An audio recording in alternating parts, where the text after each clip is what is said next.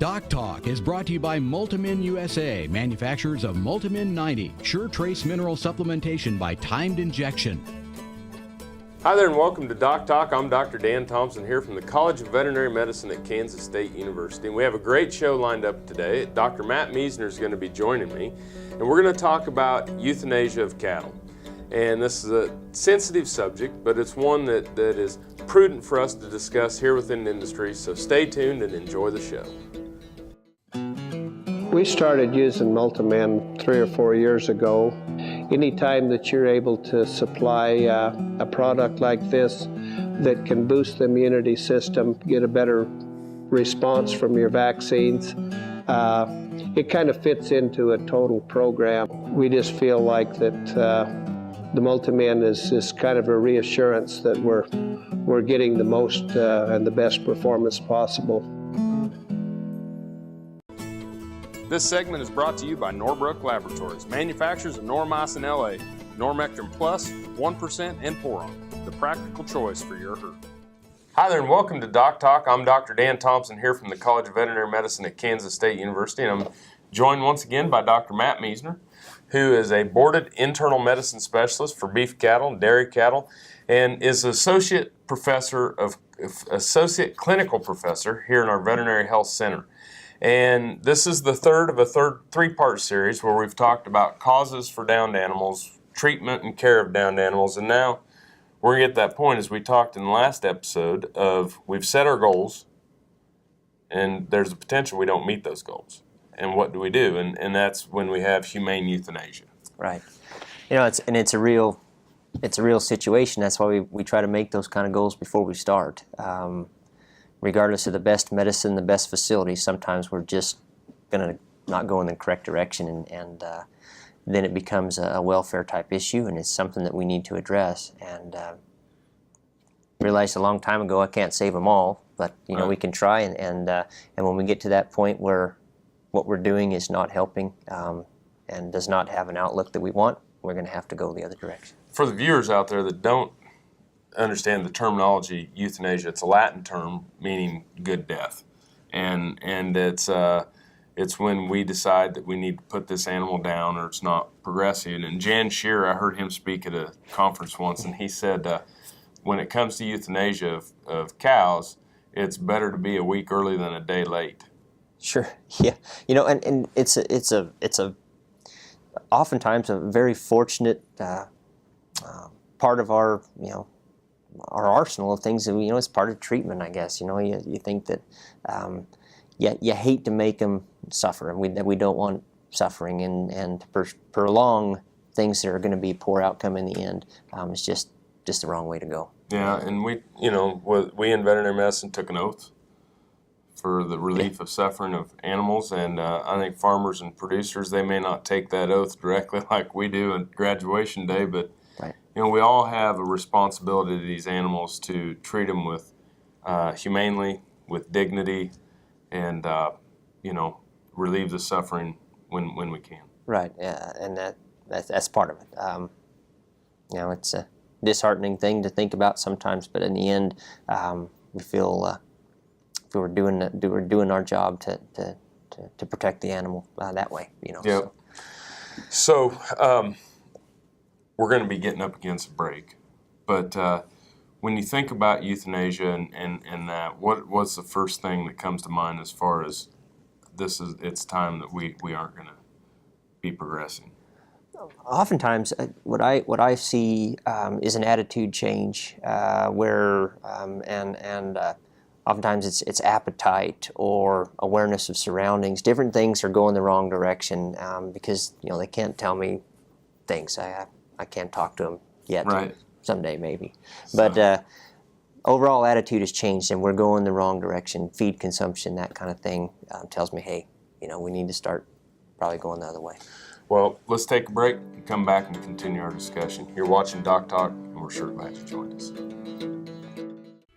Got cattle? Rotomix manufactures a complete line of energy-efficient rotary and vertical feed mixers for feedlots, beef production, dairy, and cow-calf operations. Our mixers are available with the patented Generation 2 staggered rotor, the industry standard for feeding wet rations that include wet distiller's grain. Made in the USA, Rotomix mixers are designed for feeding performance that American cattlemen and dairy producers have come to expect. Rotomix, proud to offer a better mix in less time using less fuel. Beef producers need a practical choice when antibiotic therapy is required. More than ever, they are reaching for non-prescription Noromycin 300 LA from Norbrook, specially formulated to produce sustained antibiotic blood levels up to 4 days in cattle. Noromycin 300 LA delivers economic, broad-spectrum disease management for pneumonia, shipping fever, pink eye, wound infections, and foot rot. See for yourself why Norbrook's Noromycin 300 LA is the practical choice for your herd. Join the team, the Beef Quality Assurance Team. Getting BQA certified shows you're committed to practices that produce the highest quality beef in the world. And by visiting BQA.org, you can take the online certification course at a time that fits your schedule and from the comfort of your home or office. You'll also find lots of helpful tips on improving animal health and animal handling practices. Get certified, BQA certified, because it's about doing the right thing. Visit BQA.org today and become a member of the BQA team. The Kansas State University College of Veterinary Medicine is a leader in food animal research and education. Our researchers are constantly expanding the knowledge of animal health and food safety. Through the Veterinary Health Center and the Kansas State Veterinary Diagnostic Lab, we provide practical services for animal producers. Home of the Beef Cattle Institute, the college is committed to animal welfare training and research. The Kansas State University College of Veterinary Medicine, knowledge and service for the future of animal production. This segment was brought to you by Brute Cattle Equipment, makers of the Brute Stealth Hydraulic Chute. If the chute fits, swear by it. Visit our website for more information. Welcome back to DocTalk. Dr. Dan Thompson here with Dr. Matt Meisner, and we're from the College of Veterinary Medicine here at Kansas State University, and we're talking about euthanasia of cattle. And when we went to break, we were talking about, there's a change in attitude. This animal is giving up, and has decided it's time. So what are some of the other things as a veterinarian when you walk out there and you say, okay, this happened, we're going to euthanize the animal, or this happened, and we need to make the decision? Well, we talk about attitude and that kind of thing, but that still becomes somewhat of a subjective measure, and a difficult one to really make an ultimate decision on a lot of times.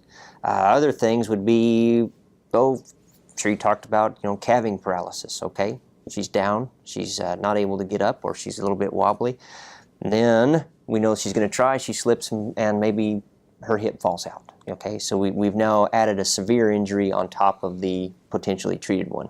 A milk fever cow, you're giving them calcium, yes, that responds, but again, they have some catastrophic injury after that. So if we have a severe injury on top of one problem, or the problems start becoming stacked, we stop, So the prognosis is poor, grave, and right.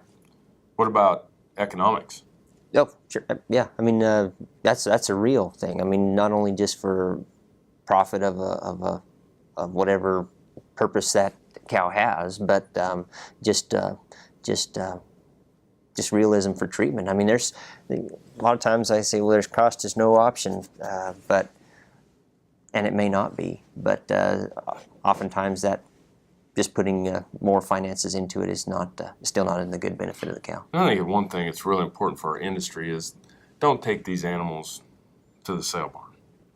Don't take these animals, these animals that are down, that can't get up, that are non-ambulatory, those animals, if you're not going to have the opportunity to treat them, or the wherewithal to treat them, or the economics to treat them, we need to euthanize them. Sure. Don't put them in a sale barn. Don't put them in a public place and display our failures. Relieve the suffering. Absolutely, yeah. It's one of those trying to get the last little bit doesn't do anybody, the industry or the animal, any good. And no. So that's another thing. And especially the animal. The animal's the one that's going through the most. Right. And so we don't want to do that. Those animals can't be accepted into the food chain. Nope. So it's time to It's time different, make a change. I mean, and some of the therapy just runs out. I mean, we can float cows in a big tank, and I use that as a prognosis as much as any. You know, if I can't get her up in the tank and float, then that tells me this cow is in a world of problems, and that might be a cutoff as well. You know, so part of your therapy runs out. We don't have the ability to do it, or the best therapy is not working. So attitude, prognosis, stacking of events, the economics of the situation, and just general understanding of this animal facilities and what's going on. Right. And we make the decision. Yeah, just come to it. Appreciate it. When we come back, we're going to discuss methods of humane euthanasia. You're watching DocTalk, and we're sure glad you joined us. Valley Vet Supply is devoted to providing information and professional quality products at reasonable prices. Valley Vet Supply. Cow-calf, stalker, and feedlot producers know that effective parasite control improves overall herd performance and profitability. Norbrook offers a comprehensive, economical line of pour-on and injectable parasiticides for every livestock operation. Consult with your local animal health supplier to set up a program that protects your investment and brings larger cattle checks this fall. See for yourself why the Noramectin line from Norbrook is the practical choice for your herd. Hi, I'm Kevin Ochsner, host of NCBA's Cattleman to Cattleman and Colorado Rancher. Join me each week as the National Cattlemen's Beef Association brings you the latest updates in industry information and market news. Plus, each week we provide important educational information and features on cattlemen from across the country just like you. And we can't forget our favorite cowboy poet, Baxter Black. Join me for NCBA's Cattleman to Cattleman, debuting Tuesday nights at 8:30 Eastern, right here on RFD TV. Here in Dallas, we're proud that our vehicles use an advanced biofuel called biodiesel. It's made from renewable resources like soybean oil, canola oil, even recycled cooking oil. This year, biodiesel will displace almost 1 billion gallons of fossil fuel nationwide. Our air is cleaner, our economy is stronger, and America's more energy independent. It's working here, it can work in your community. Biodiesel, America's advanced biofuel. This segment is brought to you by Double D Family Mat Shop. Injured livestock could mean injured profits. Protect yours with no-slip mats from Double D Family Mat Shop. Welcome back to DocTalk. Dr. Dan Thompson here with Dr. Matt Meisner, and we are both faculty members here at the Kansas State University College of Veterinary Medicine. We're talking about euthanasia of cattle, and talked about now we've gotten to the point when to make the decision, to do it with dignity, to do it with, save dignity for the animal. What are the American Veterinary Medical Association and the American Association of Bovine Practitioners have euthanasia guidelines. But what are the main methods in which we can use? Well, we're still, whatever it is going to be, swift and hopefully immediate. Render that animal completely unconscious. Right. Yep. And the methods that we have available are, gunshot, captive bolt, and then the intravenous barbiturate overdoses, those kind of things that are legal and safe to do these with. Yeah, and I think it's almost equally important is that, gunshot, captive bolt, and overdose of barbiturates are the legal methods of euthanasia. Make sure no blunt force trauma, no sledgehammers, no, swinging objects. Blunt force trauma is hitting them in the head with something. We don't want to do that. Injection of illegal substances, no electrocution, no injection of air. Absolutely. Yeah, I mean, there's some horribly toxic chemicals that can be injected into an animal and, yes, eventually die. But the process to the ultimate end is not humane. Not humane. It's not only unsightly, it's not humane to that animal. Yep.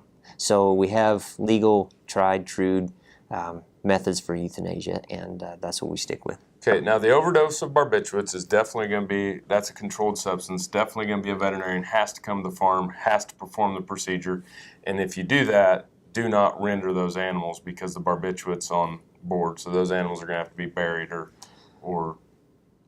Yeah, there's some specific guidelines for that because the barbiturate's still active. You know, there's plenty of situations where predators or scavengers have been poisoned by the barbiturate. Right. So if they're done that way, they need to be got to take care of the carcass. Take care of it. Yeah. So let's talk about the other two. The two that probably, you know, if you're a producer or veterinarian that are out there on the farm, we're going to use the most: gunshot and captive bolt. Yes. Both of those, you know, it's a direct penetration to the brain. And difference is with gunshot, you can stay a little further away, a safe distance. Whereas it's a captive bolt, we have to be right up onto the head. Yep, and it's a penetrating captive bolt that comes out, penetrates the skull, goes into the brain, and renders the animal dead. Correct. So either way, we have to talk about good restraint for the animal before we perform that procedure as well. You know, so that the safety of everybody involved is undertaken as well. So, and they don't move. You bet. Well, I think that gunshot, gun safety, making sure nobody's behind the animal, captive bolt, make sure the animals are trained, they can swing their head and not get you. Yes. All right. Thanks for watching DocTalk. We're going to come back and we're going to talk some more about humane euthanasia, some of the landmarks that you can use, and wrap up this discussion. Thanks for watching us, and we'll be back in a minute. This segment is brought to you by Lalaman Animal Nutrition, dedicated to the development and production of natural and differential solutions for animal nutrition. This is Agriculture Today from Kansas State University. Alfalfa growers in the Central Plains routinely combat a notorious insect pest, the alfalfa weevil. Springtime insecticide treatments against the weevil are pretty standard, but K-State's Jeff Whitworth is now testing out the merits of spraying in the fall as well. The alfalfa weevil feeding damage is compressed into a very short period of time, and 100% of the fields in Kansas are needing treating at the same time. So if we can maybe spread that out, do some of them in the fall, some of them in the spring, it would take some of the pressure off the applicators, take some of the pressure off the fields, you know, the alfalfa fields. I just think it's something that we need to do. This is K-State Research and Extension. The Kansas State University College of Veterinary Medicine is a leader in food animal research and education. Our researchers are constantly expanding the knowledge of animal health and food safety. Through the Veterinary Health Center and the Kansas State Veterinary Diagnostic Lab, we provide practical services for animal producers. Home of the Beef Cattle Institute, the college is committed to animal welfare training and research. The Kansas State University College of Veterinary Medicine, knowledge and service for the future of animal production. If our local animal agriculture industry disappeared, what else would disappear? The buses that get us to school? The playgrounds and ballparks we go to after school? The books and computers that help us learn and grow? Animal agriculture provides millions of dollars in tax revenue that pay for our school improvements, that pave the foundation that will build our future. A message from U.S. soybean farmers and their checkoff. We do use multi-min in our cow herd, and we're finding that there is a benefit. Seems like those cows breed back better. And we also found that by giving our bulls a shot of multi-min just before we turn them out, we really get a kick out of that. I've definitely recommended multi-min to several people, and it's a good product.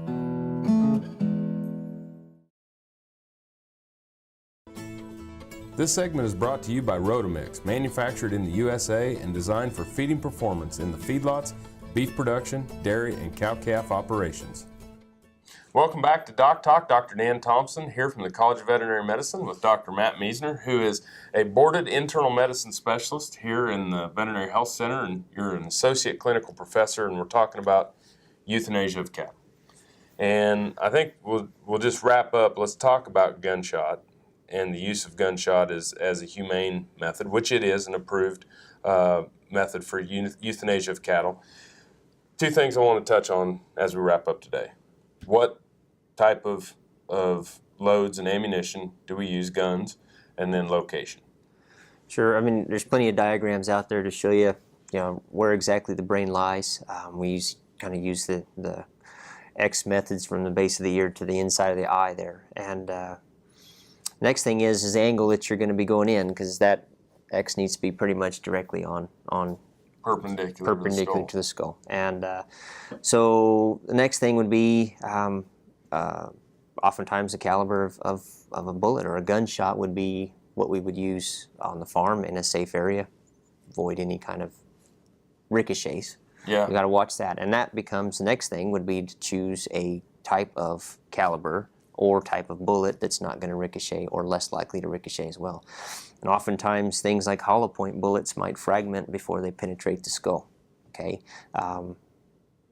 too light a loads could potentially ricochet off the skull if not placed correctly. But I think a 38 type caliber is a good solid point. A 22 solid is oftentimes enough on smaller animals. But those kind of things would be in the decision process. A very high caliber might not be something that would be safe. It could potentially take off. Well, we get through and through shots with the higher caliber as well, and it exits the skull. One of them that I used a lot that is quite effective is the 1 ounce slug in the shotgun. Yeah. And pretty good knockdown power and stays intact and it's got a lot of force. Sure, and doesn't really go after that. So yes. But if you're going to use 22, make sure you don't use a hollow point. Right. And if you have animals that are older, they have more bone mass in that frontal sinus and in the skull, then we're going to be looking at maybe some higher caliber. But 22 still does a pretty good job. 22 is very effective, well-placed shot with an adequate projectile. Yes. You bet. That's. I think location is probably more important, and the thing that people, and you jump in here, but the thing that I see is that people will shoot too low. Mm-hmm. They don't understand that it's the medial canthus or inside that eye to the opposite pole, and where that X and from the diagram one can see where we need to be. Sure, and angles. I mean, oftentimes you can draw that, and then you kind of shoot too low, and you hit just a sinus, and all it is just sort of avoid his air space. And so, I kind of use the air a little on the high side. You bet. But yeah, safety, position, accurate shot placement. So perfect. Safety. Thanks for watching DocTalk today. Make sure you work with your local veterinarian on issues such as humane euthanasia. If you want to know more about what Dr. Meisner and I do here at Kansas State University, you can find us on the web at www.vet.ksu.edu. I'm Dr. Dan Thompson. You've been watching DocTalk. We're sure glad you joined us, and I'll see you down the road. For more information about this program or previous programs, go to DocTalkTV.com.